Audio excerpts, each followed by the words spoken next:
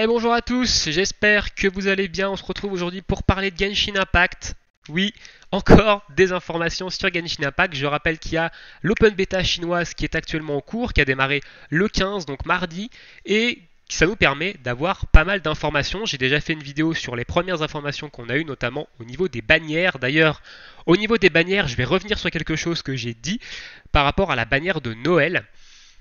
Plus la bêta avance et du coup on s'est quand même interrogé sur est-ce que la bannière de Noël du coup est devenue intéressante depuis sa modification ou pas, et il semblerait que oui, la bannière de Noël aujourd'hui soit la bannière la plus intéressante quand vous allez démarrer.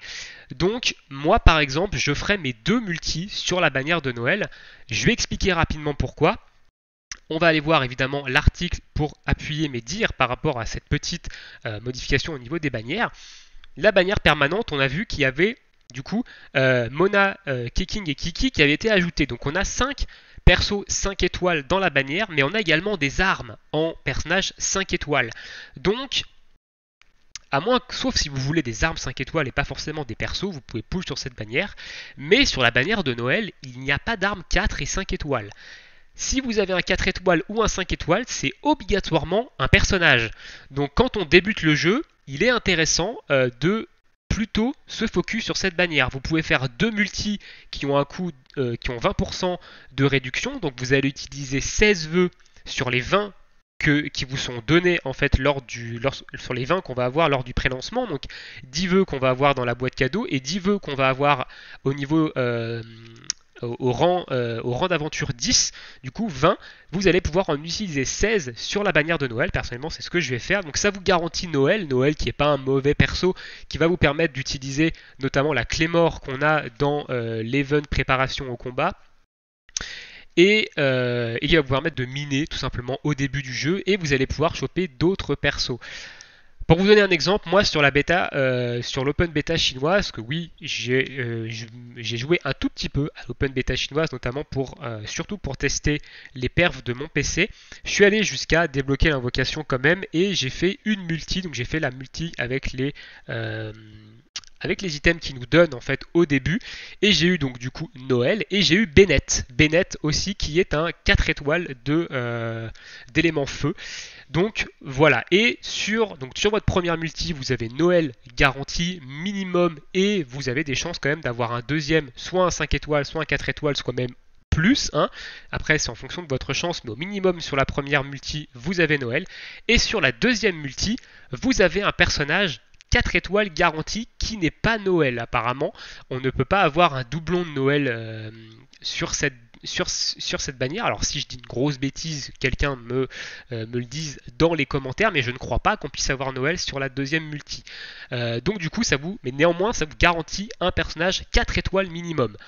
Donc ça peut être un peu plus intéressant, sachant qu'évidemment, sur la bannière permanente, le 4 étoiles qui vous est garanti peut être un personnage ou alors une arme. Donc ça, c'est à vous de voir. Si vous voulez pas spécialement des persos, mais que vous voulez débuter avec des armes 4 étoiles, etc., la bannière permanente est peut-être plus fait pour vous. Si vous voulez évidemment essayer d'avoir un start avec un personnage ou quelques persos, la bannière de Noël est plus intéressante. Personnellement, je ferai les deux vœux sur les deux multis sur la bannière de Noël, contrairement à ce que je dis depuis que je parle de Genshin Impact. Les récentes modifications de cette bannière ont fait qu'elle est vraiment intéressante au début. Donc je ferai mes deux multis, évidemment il y aura une vidéo, invocation sur cette bannière avec les deux multis. Et ensuite les vœux qui nous seront offerts, donc les vœux de la bannière perma qui nous seront offerts, je les claquerai sur la bannière perma. Et par contre, les primogèmes, je les garderai de côté, elles seront utilisées seulement sur des bannières temporaires si le perso m'intéresse. Voilà, donc voilà pour la petite rectification au niveau des bannières. Sur ce, on va passer sur les deuxièmes informations. Je vais essayer d'être assez rapide et concis. Ça va comprendre évidemment les nerfs et les ups qu'il y a eu par rapport à la dernière bêta fermée et à la release. Donc évidemment, ils nous disent ici que ce sont des informations qui viennent de la chinoise. N'allez pas en parler sur le Discord officiel Genshin Impact. Vous n'avez pas le droit de parler de ces informations-là sur le Discord officiel. Pourquoi est-ce que c'est stupide ou non? Je ne vais pas me prononcer, j'ai mon propre avis. Chacun évidemment applique les règles, ce sont des règles qui ont été appliquées par MiHoYo, hein. C'est pas les modérateurs qui ont décidé de nous brider, ils ont des ordres qui viennent de plus haut. Donc voilà, n'allez pas parler des informations qui viennent de la chinoise sur le Discord officiel, vous risquerez de prendre un ban, voilà, tout simplement. Ensuite, ils disent également qu'il va y avoir pas mal de modifications qui vont modifier leur guide. Donc il y a des guides qu'ils ont fait en se basant sur la bêta fermée qui vont du coup être modifiés, et il va y avoir un méga changelog pour voilà, vous dire que ça c'était comme ça à la bêta fermée, maintenant c'est comme ça, etc. Donc ça va arriver sûrement avant la sortie du jeu, qui je rappelle est le 28 septembre à 4h du mat. Ensuite, au niveau du rush de l'AR20, j'en avais parlé également dans l'une de mes vidéos information. Dans la bêta du coup fermée, il y en avait pour 4 à 5 heures pour rush l'AR20. Ils ont augmenté l'expérience requise pour passer les niveaux d'aventurier, les rangs d'aventurier. Et du coup, on passe de 4 à 5 heures à 15 heures pour une personne expérimentée, donc pour une personne qui a fait une ou plusieurs bêtas et qui a pas mal d'expérience sur le jeu, qui l'a un petit peu poncé. Donc, pour des joueurs qui ne connaissent pas la bêta, qui ne connaissent pas le jeu, moi y compris, et bah ça va mettre un peu plus de temps. Personnellement, je vais prendre mon temps pour apprécier le jeu, je vais pas faire de rush. Tant pis si je débloque le Battle Pass qui se débloque au niveau 20 dans 5 jours après la sortie, voire 6 jours. Moi, je n'ai aucun problème avec ça, je vais prendre mon temps pour apprécier le jeu et le découvrir, je ne ferai pas de rush. Ensuite, évidemment, il y a un petit changement au niveau du Battle Pass qui devient rétroactif. Voilà, ce qui du coup limite la nécessité de l'AR20. Donc pour l'instant on n'a pas non plus tellement d'informations sur cette rétroactivité, on en aura sûrement plus par la suite. Ensuite il y a eu des modifications au niveau des armes et notamment au niveau du prototype Rancourt qui est l'arme qui nous est donnée dans l'event actuel, donc l'event de préparation au combat, qui avait du coup un effet qui vous donnait une chance de proc des dégâts égale à 320% de l'attaque, ça a été réduit à 240%, et également les qui boostait précédemment la défense et l'attaque de 6%, et maintenant c'est de 4%, donc il y a eu un nerf quand même de cette arme, mais elle reste quand même très intéressante au début. Il y a également des sets d'artefacts, notamment le set de gladiateur qui fait également partie de l'event, qui a perdu 2% de dégâts bonus sur le set et 4% sur le bonus de dégâts du set de pièces, et 5% sur le bonus de set 4 pièces. Donc beaucoup d'autres sets ont été modifiés, ils mettront évidemment la liste lors du changelog. Au niveau des personnages, on a eu Diluc qui a eu ses dégâts, qui a été revu à la hausse au niveau des dégâts et de son burst. On a par exemple Mio sur le Discord du coup FR qui a droppé Diluc, et on peut voir sur ses streams, le perso est vraiment très fort. Il n'a pas besoin d'être C6 comme c'était le cas avant pour être vraiment fort. Il est devenu vraiment très fort, donc ça c'est une bonne chose. Ensuite, les dégâts du MCGO, donc votre caractère dans votre personnage principal avec l'élément Géo, ils ont été revus à la baisse. Voilà, il perd 60% de dégâts sur le combo Météore Explosion. Donc Météore Explosion, c'est vous posez le météore et vous faites l'ulti. Donc skill plus ulti, et les monstres ne se coincent plus sur le météore. Ensuite, certains personnages qui n'avaient que 2 passifs en ont désormais 3. Par exemple, Ningguang affiche désormais les filons de minerais sur la carte. Voilà, c'est son 3e passif, ça peut être utile pour farmer les minerais. Donc il y a d'autres évidemment up nerfs qui ont été sur les persos. Ils vont nous les communiquer dans les prochains jours. Ensuite, il y a des nouveaux sets, il y a des sets avec une pièce, voilà, par exemple, qui n'ont qu'un bonus, une pièce. On ne sait pas si c'est un bug d'affichage ou non, mais du coup, il semblerait que leur bonus ne soit pas cumulable avec 2 bonus 2 pièces ou un bonus 4 pièces d'artefacts. Pas plus d'infos là-dessus, on en aura prochainement. Au niveau des 3 mini-boss semblables à des hypostases, donc les hypostases, ce sont les petits cubes. Quand je vous ai montré le guide des World Boss, ce sont les petits cubes, donc il y a un cube électro, un cube géo et un cube anémo. Du coup, ils ont enlevé les récompenses pyro, hydro et cryo qu'il y avait sur ces mini-boss, qui sont maintenant sur les esprits de l'eau pour les récompenses hydro, l'arbre enflammé pour les récompenses pyro et l'arbre gelé que vous voyez juste derrière sur le screenshot pour les récompenses cryo, tout simplement. Donc ce sont des nouveaux mobs qui avaient été annoncés lors de lors du live, hein, je vous en avais également parlé. On ne savait pas trop si c'était des mini-boss, des world boss, etc. Donc là, ce sont des mini-boss semblables aux hypostases. Donc ici, l'arbre congelé notamment remplace le blob de glace dans la quête du sanglier avec Xiangling. Ensuite, au niveau des primogèmes, et donc du coup, ça c'est une bonne et une mauvaise nouvelle. Alors, faudra voir en jeu. Pour l'instant, on ne connaît pas encore l'impact que ça a. Mais le nombre de primogèmes dans les coffres a été diminué. Il semblerait que les coffres offrant précédemment 5 primogèmes en offrent désormais moins. Donc ça, on verra au niveau de l'impact que ça a dans le jeu. Là, on ne sait pas encore trop quel impact ça aura, notamment sur les free-to-play surtout.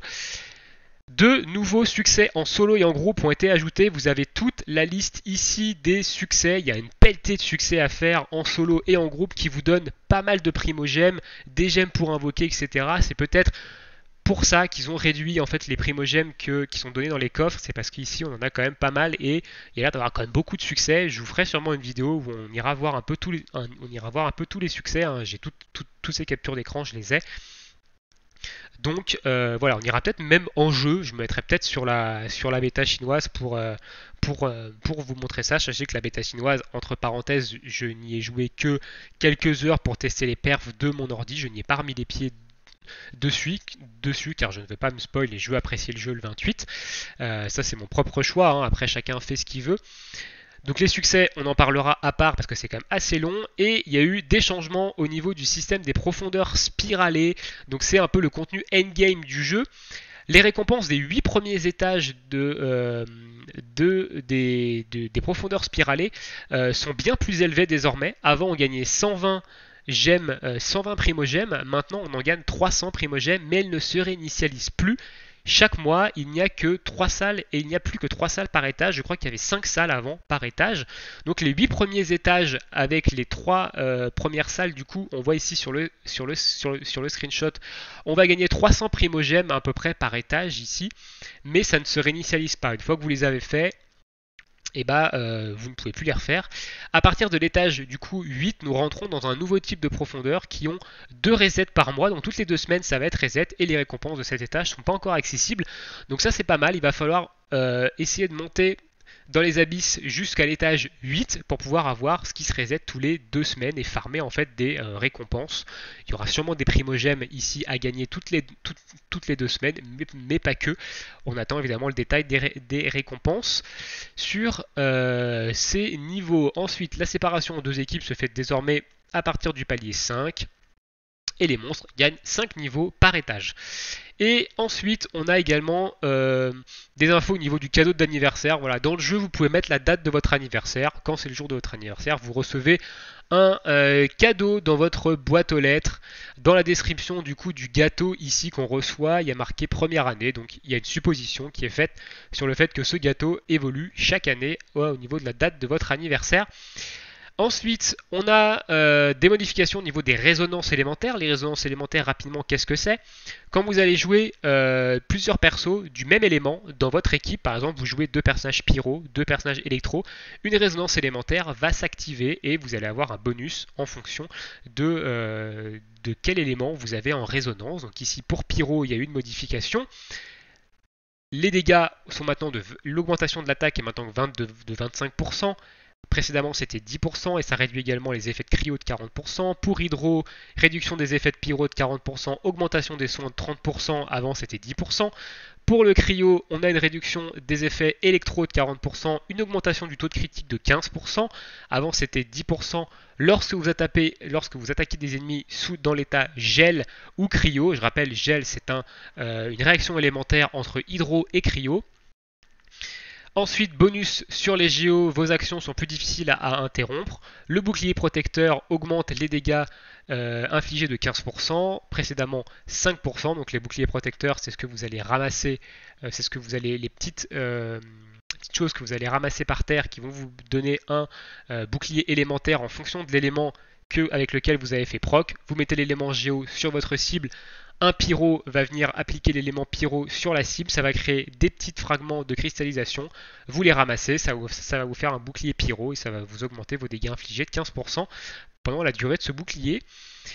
Bonus Anemo, du coup, réduit le coût d'endurance de 15%, précédemment c'était 5%, augmente la vitesse de déplacement de 10%, précédemment 5%, et réduit les temps de recharge des compétences élémentaires de 5%. Le bonus électro réduit du coup la durée des effets d'hydro de 40%, 50% de chance de récupérer une particule élémentaire lorsque supraconduction, surcharge et décharge électrique sont déclenchées, donc ça c'est des réactions élémentaires. Temps de recharge 5 secondes, précédemment 10 secondes, et bonus 4 éléments, augmente toutes les résistances élémentaires de 15%, précédemment 12%. Et pour finir, il parle ici des packs payants, donc les bonus, le bonus 100% primogème, qui n'est pas vraiment un 100%. Ils vont parler ici du gros pack, donc le pack le plus cher, entre 100 et 110 euros.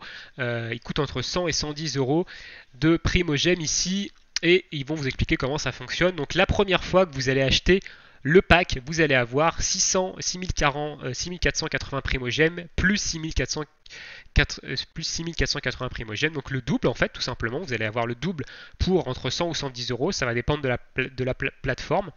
Donc là, on est sur du plus 100%, mais une fois ce premier achat fait, quand vous allez racheter ce pack à 100 ou entre 100 et 110 euros, vous aurez juste un bonus de 1600 primogèmes, ce qui fait que vous allez gagner, au lieu de gagner 12 960 comme le premier achat, vous allez gagner 8080 primogèmes, ce qui fait en réalité un bonus de 60%. Voilà, si on cumule si on prend en compte le premier achat plus le bonus derrière à chaque achat, donc ça fait environ 60% et c'est 100% sur le premier achat et derrière c'est du 40% en plus à peu près. Donc voilà. Voilà un peu pour cette petite vidéo news sur Genshin Impact. On continue de vous fournir les news, notamment par rapport à l'OBT chinoise. D'autres articles vont arriver dans les jours prochains. Je vous ferai bien entendu une vidéo dessus. N'hésitez pas à aller voir le site. Il y a plein d'autres guides qui vont vous permettre de vous préparer à la sortie du jeu. Et il y a également la carte interactive ici qui va vous permettre de évidemment voir la carte du monde et de voir un peu ce qu'il est possible de traverser. Elle est énorme, hein, la carte est juste monstrueuse. Donc voilà. Sur ce, je vous souhaite à tous une très bonne journée, une très bonne soirée. On se retrouve bientôt pour de prochaines vidéos. Ciao ciao.